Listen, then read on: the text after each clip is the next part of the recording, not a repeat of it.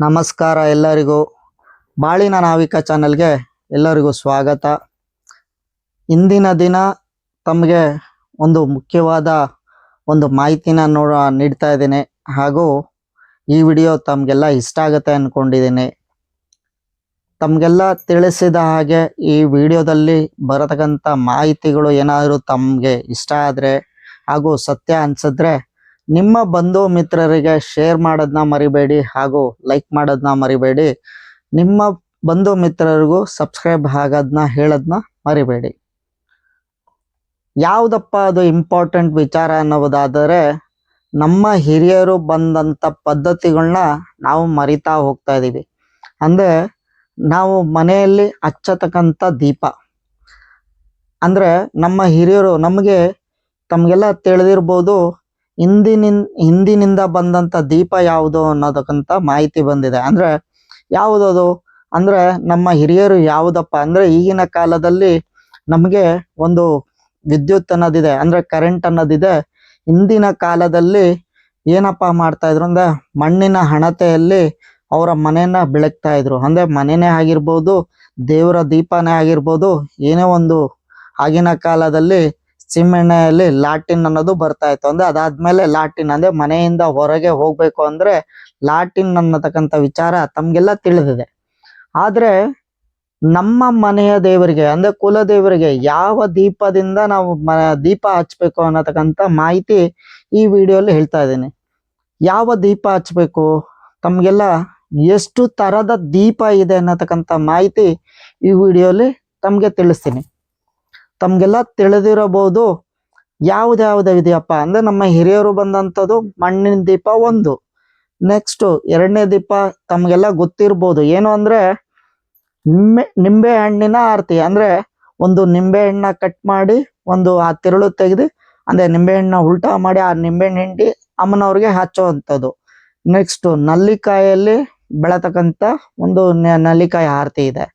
Next ಇನ್ನೊಂದು ಯಾವ್ದಿದೆ, ನಂದಾದೀಪ. ಅಂದ್ರೆ 5 ಕಡೆಯಲ್ಲಿ ಬರತಕ್ಕಂಥ ನಂದಾದೀಪದಿದೆ. ಇನ್ನೊಂದು ದೀಪ ಅಂದ್ರೆ ಪಂಚಲೋಹದಲ್ಲಿ ಇರತಕ್ಕಂಥ ಒಂದು ಲಕ್ಷ್ಮೀ ದೀಪ ಇದೆ ಅನ್ನೋದು, ಕಾಮಾಕ್ಷಿ ದೀಪ ಇದೆ ಅನ್ನತಕ್ಕಂಥ ಮಾಹಿತಿನೂ ತಮ್ಗೆಲ್ಲ ಗೊತ್ತಿದೆ. ಮತ್ತೆ ಇನ್ನೊಂದು ಯಾವುದು, ಬೆಳ್ಳಿಯಲ್ಲಿ ಹಚ್ಚೋತಕ್ಕಂಥ ಮಾಹಿತಿ, ಅಂದ್ರೆ ಬೆಳ್ಳಿ ದೀಪದಲ್ಲಿ ಹಚ್ಚೋದಂಥದ್ದು. ಹಾಗೂ ಇನ್ನೊಂದಿದೆ ಅಂದ್ರೆ ತಂಬಿಟ್ಟಿನ ಆರತಿ ಅನ್ನೋದು.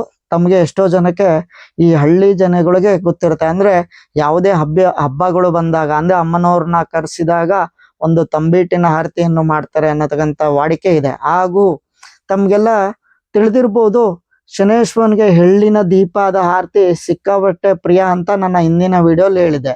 ಹಾಗೂ ಎಳ್ಳಿನ ಆರತಿ ಕೂಡ ಮಾಡ್ತಾರೆ. ತದನಂತರ ನಮ್ಮ ಕುಲದೇವರಿಗೆ ಇನ್ನೊಂದು ಹಿಟ್ಟಿನ ಆರತಿನೂ ಕೂಡ ಇಷ್ಟ ಆಗತ್ತೆ. ಅಂದ್ರೆ ಯಾವ ಹಿಟ್ಟು, ಒಂದೊಂದು ಗ್ರಹಗಳಿಗೂ ಅದರದೇ ಆದ ಹಿಟ್ಟುಗಳು ಬರುತ್ತೆ, ಅದದೇ ಆದ ದೇವರುಗಳು, ಅಭಿಮಾನಿ ದೇವತೆಗಳಿಗೂ ಅಂದ್ರೆ ಅಧಿದೇವತೆಗಳಿಗೂ ಅದೇ ಆದ ಒಂದು ಹಿಟ್ಟುಗಳು ಬರುತ್ತೆ. ಹಾಗಾಗಿ ಯಾವುದೇ ಕಾರಣಕ್ಕೂ ಯಾವುದೇ ಒಂದು ವಿಚಾರ ಬಂದಾಗ ನಾವು ನೋಡಿ ಮಾಡ್ಕೋಬೇಕಾಗತ್ತೆ. ತಮ್ಗೆ ಒಂದು ಚಿಕ್ಕದಾದ ಮಾಹಿತಿ ಏನಪ್ಪಾ ಅಂದ್ರೆ, ಗೊತ್ತಿರ್ಬೇಕು ಅನ್ಕೊಂಡಿದ್ದೀನಿ.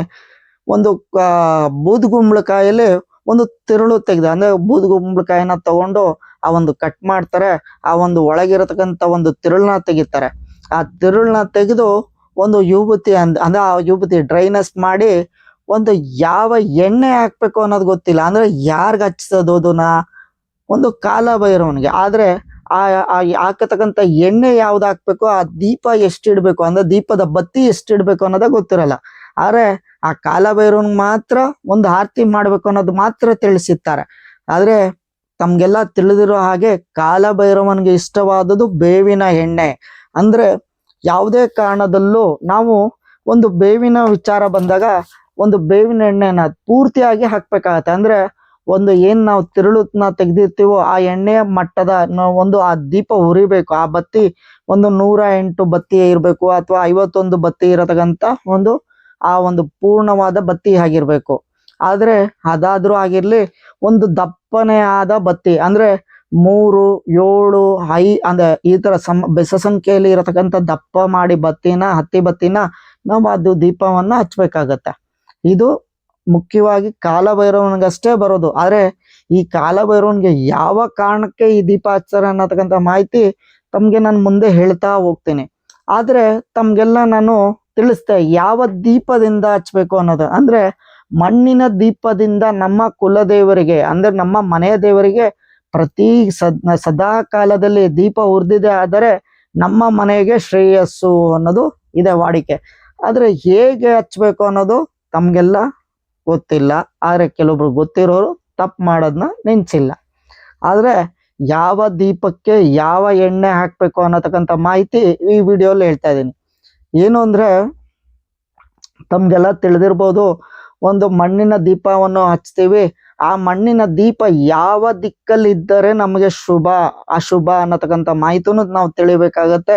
ಆ ದೇವರ ಕೋಣೆ ಯಾವ ದಿಕ್ಕಲ್ಲಿ ಇದೆ ಅಂದ್ರೆ ನಮ್ಮ ಮನೆ ದೇವರು ಅಂದ್ರೆ ಎಷ್ಟೋ ಜನರು ತಿಳಿದಿರ್ಬೋದು, ಒಂದು ದೇವರು ಯಾವ ದಿಕ್ಕನ್ನು ನೋಡ್ತಾ ಇದೆ ಅನ್ನೋದು ನಾವು ತಿಳ್ಕೊಬೇಕಾಗತ್ತೆ. ಅಂದ್ರೆ ಸಪೋಸ್ ಏನಾದ್ರು ಸೂರ್ಯಾಭಿಮುಖ ಏನಾದ್ರು ಇದ್ದಿದ್ದೆ ಆದರೆ ನಮ್ಮ ಒಂದು ಎಣ್ಣೆಯ ದೀಪ ನಾವೊಂದು ಆ ದೀಪನ ಇಡ್ತಾ ಇದೀವಪ್ಪ, ಆ ದೀಪ ಯಾವ ದಿಕ್ಕು ಅಂದ್ರೆ ಆ ದೀಪದ ತುದಿ ಯಾವ ದಿಕ್ಕು ನೋಡ್ಬೇಕಂದ್ರೆ ಸೂರ್ಯಾಭಿಮುಖ ಆದ್ರೂ ನೋಡ್ಬೋದು, ಈಶಾನ್ಯ ಮೂಲೆ ಆದ್ರೂ ನೋಡ್ಬೋದು. ಅದೇ ಒಂದು ಸೂರ್ಯಾಭಿಮುಖ ನಮ್ಮ ಒಂದು ಆ ತುದಿ ಏನಾದ್ರೂ ನೋಡಿದೆ ಆದರೆ ಆ ಮನೆಗೆ ಶುಭಕರ ಅನ್ನೋದು ಬರುತ್ತೆ. ಅಂದ್ರೆ ಏನೇ ಒಂದು ವಿಚಾರ ಬಂದಾಗ ಅಂದ್ರೆ ನಾವು ಆ ದೀಪದ ತುದಿಯನ್ನು ಒಂದು ಸೂರ್ಯಾಭಿಮುಖದಲ್ಲಿ ಹಚ್ಚಿದೆ ಆದ್ರೆ ನಮ್ಮ ಮನೆಯಲ್ಲಿ ಏನೇ ಕಾರ್ಯಾದಿಗಳು ಮಾಡಿದೆ ಆದ್ರೆ ಶುಭಕರ ಅನ್ನೋದು ಇದೆ.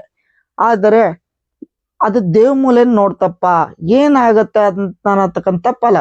ಅದು ದೇವಮೂಲೆಯಲ್ಲಿ ಹಾಕಿ ಒಂದು ಆ ದೀಪದ ತುದಿ ಇದೆ, ಅಶುಭ ಬರುತ್ತಾ ಶುಭ ಬರುತ್ತಾ ನೋಡಿ ಒಂದು ಅರ್ಥ ಮಾಡ್ಕೊಳ್ಳಿ. ದೇವಮೂಲೆನೇನಾದ್ರು ನೋಡಿದೆ ಆದರೆ ಆ ಮನೆಯಲ್ಲಿ ಸಂಪತ್ತಾದಿಗಳು ಅಭಿವೃದ್ಧಿ ಸ್ಥಾನ ಅನ್ನೋದು ಹಿರಿಯರು ವಾಡಿಕೆ ಇದೆ. ಹಾಗಾಗಿ ನಾವು ಹಚ್ಚತಕ್ಕಂಥ ದೀಪ ಮಣ್ಣಿನ ದೀಪದ ಒಂದು ತುದಿ ದೇವಮೂಲೆನ ನೋಡ್ಬೇಕಾಗತ್ತೆ. ಹಾಗಾಗಿ ಅದೇ ನಮ್ಮ ಒಂದು ದೀಪ ಅಂದ್ರೆ ನಾವು ಹಚ್ಚತಕ್ಕಂಥ ದೀಪ ಏನಾದ್ರು ದೇವಮೂಲೆ ನೋಡಿದೆ ಆದರೆ ಎಲ್ಲ ಒಂದು ಅಂದ್ರೆ ನಮ್ಮ ಒಂದು ಮನೆಗೆ ಏನೇನ್ ಬೇಕೋ ಸಂಪತ್ತಾಗಿರ್ಬೋದು, ಆಯುಷ್ಯ ಆಗಿರ್ಬೋದು, ಆರೋಗ್ಯ ಆಗಿರ್ಬೋದು, ಆ ಮನೆಯಲ್ಲಿ ಸಂತಾನ ಅಭಿವೃದ್ಧಿ ಆಗಿರ್ಬೋದು ಎಲ್ಲವೂ ಕೂಡ ಆ ಜಾಗದ ವಿಚಾರದಲ್ಲಿ ಬರುತ್ತೆ.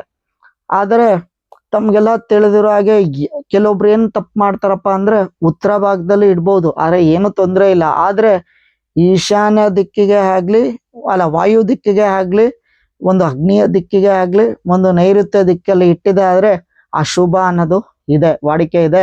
ಹಾಗಾಗಿ ಯಾವುದೇ ಕಾರಣದಲ್ಲೂ ಆ ತಪ್ಪಂತೂ ಯಾವುದೇ ಕಾರಣಕ್ಕೂ ನಾವು ಮಾಡೋಂಗಿಲ್ಲ. ಆದ್ರೆ ಈ ಭಾಗದಲ್ಲಿ ಬರತಕ್ಕಂಥದ್ದು ಇನ್ನೊಂದು ಮಾಹಿತಿ ಏನಪ್ಪಾ ಅಂದ್ರೆ ಎಣ್ಣೆಯ ವಿಚಾರ.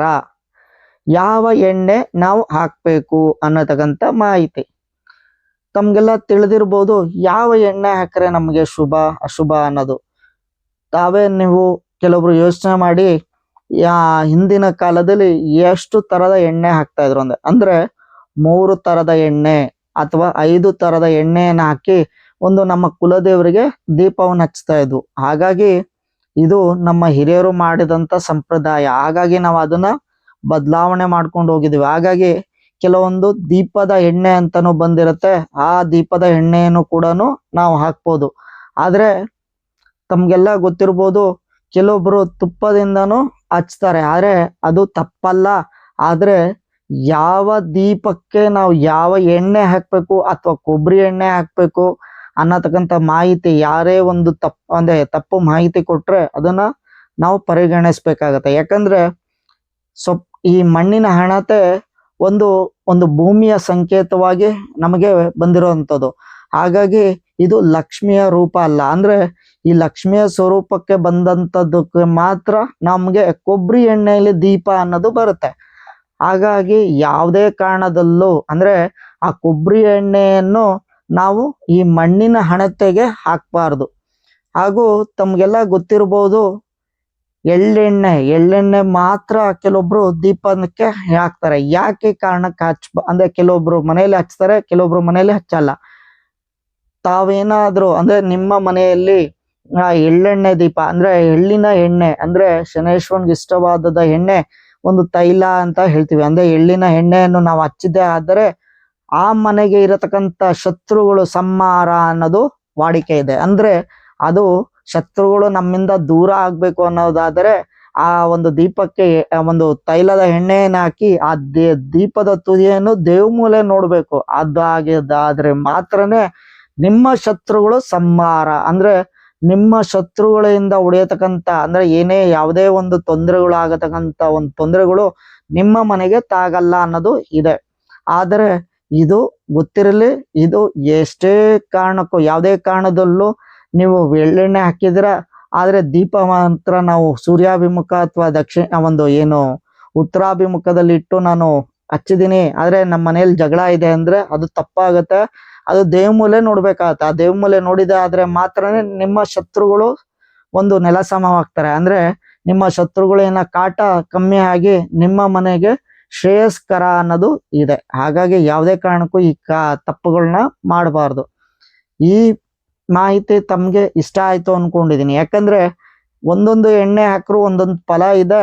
ಹಾಗಾಗಿ ಒಂದೊಂದು ದೀಪದಲ್ಲೂ ಮತ್ತೆ ಒಂದೊಂದು ಕಾರ್ಯಕ್ಕದಲ್ಲೂ ಒಂದೊಂದು ಕೆಲವೊಂದು ಮಾಹಿತಿಗಳಿದೆ. ಹಾಗಾಗಿ ನಾನು ಈ ವಿಡಿಯೋಲಿ ಸ್ವಲ್ಪ ಮಟ್ಟಿನ, ಅಂದ್ರೆ ಕೆಲವು ಮಟ್ಟಿನ ಮಾತ್ರ ಮಾಹಿತಿ ಕೊಟ್ಟಿದ್ದೀನಿ. ಮತ್ತೆ ನನ್ನ ಮುಂದಿನ ವಿಡಿಯೋಲಿ ಒಂದೊಂದೇ ಭಾಗವಾಗಿ ಕೊಡ್ತಾ ಹೋಗ್ತೀನಿ. ತಮ್ಗೆ ಈ ವಿಡಿಯೋ ಇಷ್ಟ ಆಯ್ತು ಅನ್ಕೊಂಡಿದ್ದೀನಿ. ಈ ವಿಡಿಯೋನ ಪೂರ್ಣವಾಗಿ ನೋಡೋದನ್ನ ಮರಿಬೇಡಿ. ಹಾಗೂ ಈ ವಿಡಿಯೋನ ನಿಮ್ಮ ಬಂಧು ಮಿತ್ರರಿಗೆ ಸಬ್ಸ್ಕ್ರೈಬ್ ಆಗೋದನ್ನ ಹೇಳೋದನ್ನ ಮರಿಬೇಡಿ. ನಮಸ್ಕಾರ.